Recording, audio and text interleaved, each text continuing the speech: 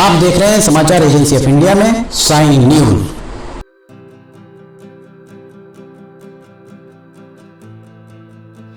नमस्कार दोस्तों, समाचार एजेंसी ऑफ इंडिया की साइन न्यूज में लिमटी की लालटेन के 432वें एपिसोड में एक बार फिर आपका स्वागत है। सिवनी के नागरिकों के लिए बहुत खुशखबरी है।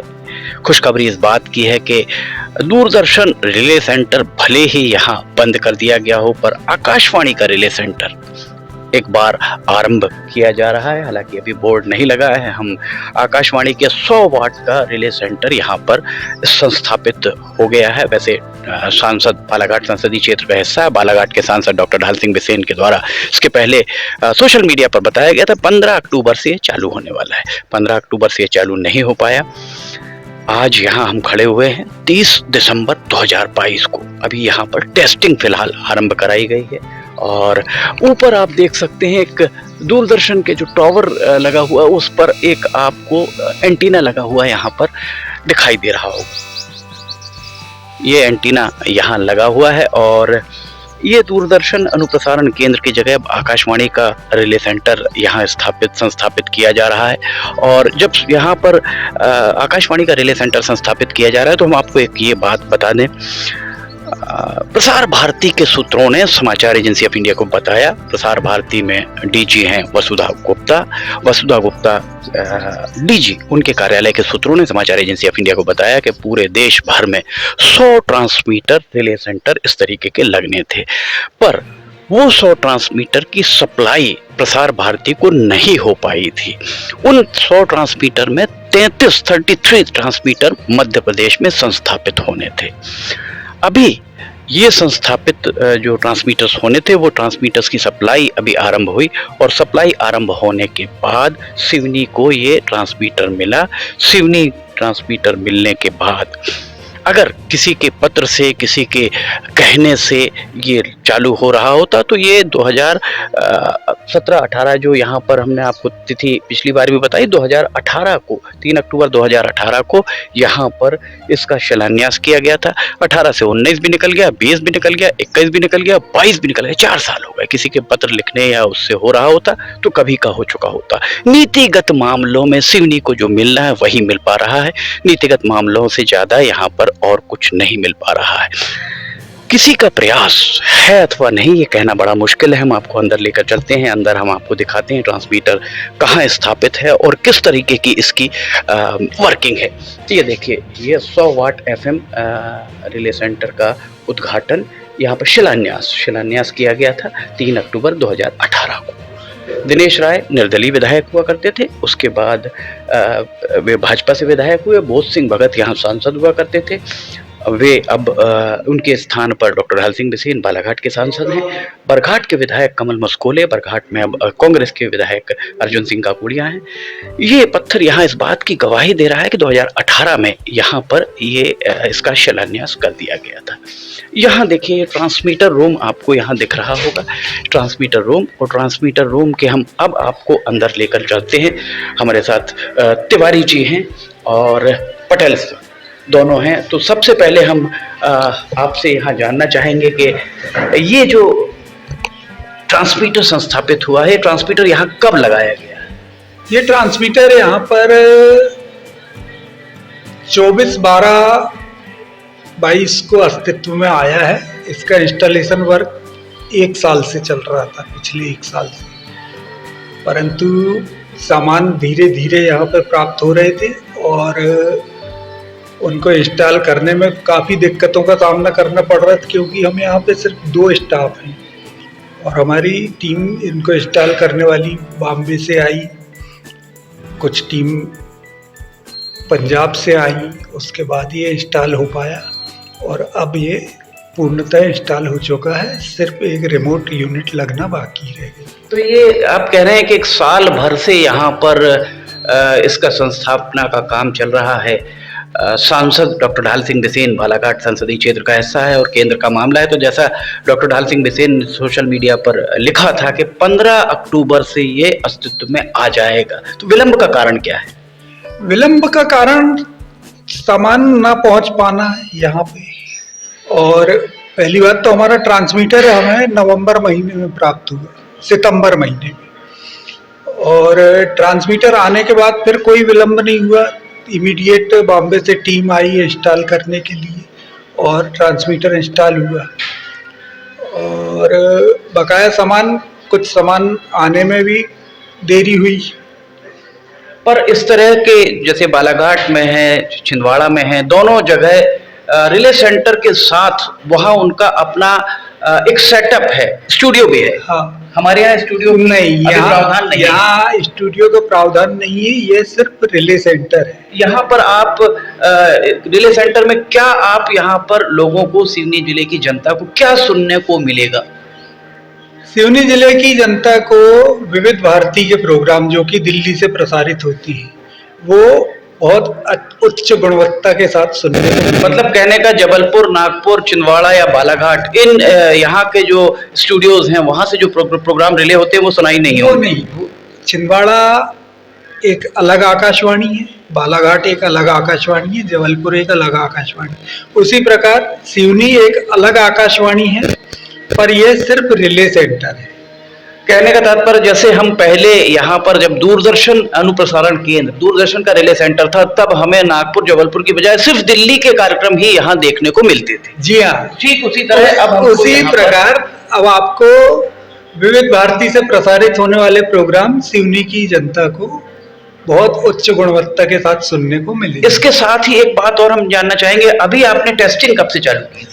इसकी टेस्टिंग 24/12/22 से 10 से 12 सुबह 10 से 12 सुबह 2 घंटे नियमित प्रसारण कर तो रहे ये पूरे जिले में होगा या सिवनी शहर में? इसकी इसकी रेंज 25 किलोमीटर है। 25 किलोमीटर के दायरे में 25 किलोमीटर मतलब एरियल डिस्टेंस। 25 किलोमीटर का एरियल डिस्टेंस में ये सुने बहुत अच्छी क्वालिटी के साथ सुने जाएंगे। और सबसे बड़ी बात, हमारी आकाशवाणी स्टीरियो में। हाँ, आकाशवाणी स्टूडियो का क्या वो होता है मतलब?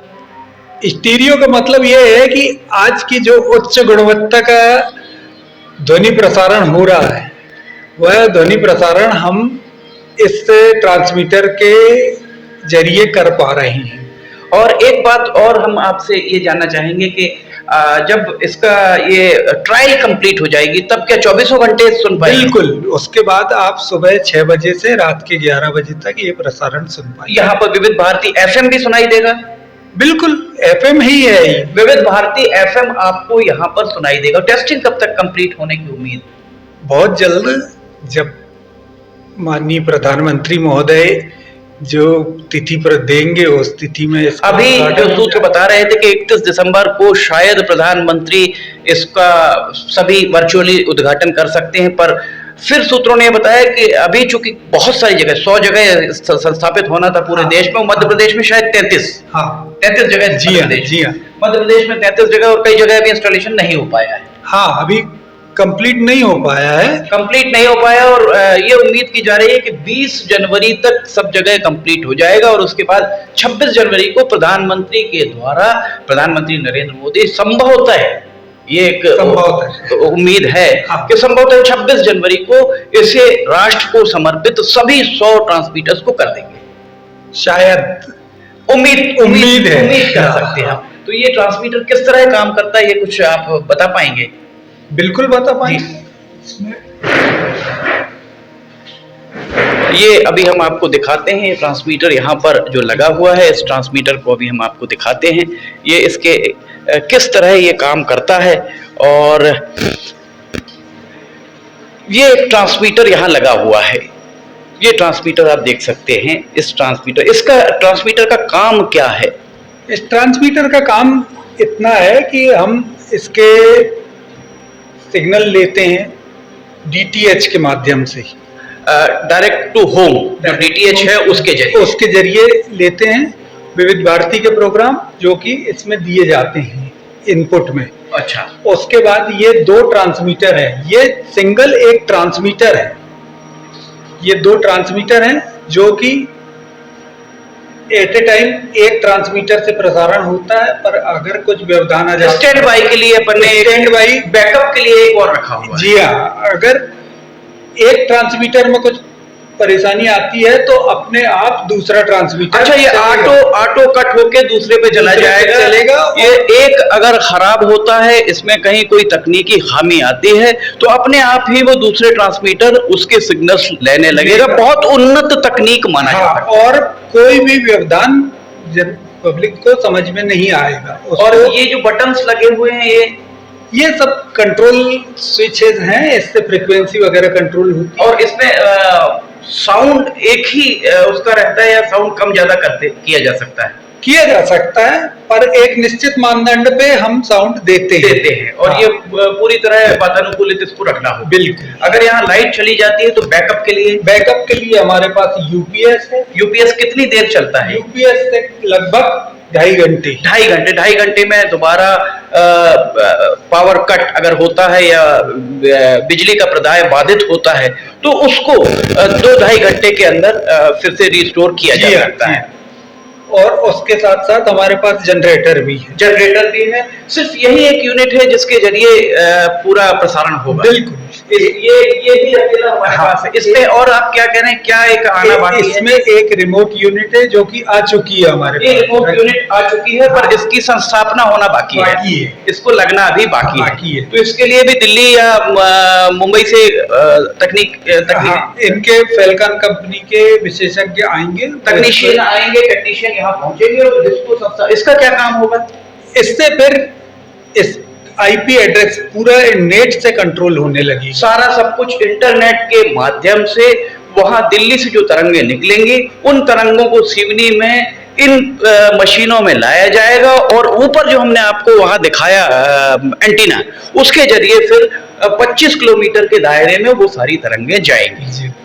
तो ये इतना ही यूनिट कुल है, इसके अलावा और कुछ नहीं है। और यहाँ तापमान कितना रखना होता है? यहाँ तापमान हम लोगों को 21 डिग्री 20 डिग्री 20-21 डिग्री तापमान यहाँ रखना होगा। यह स्टूडियो भविष्य में प्लानिंग है?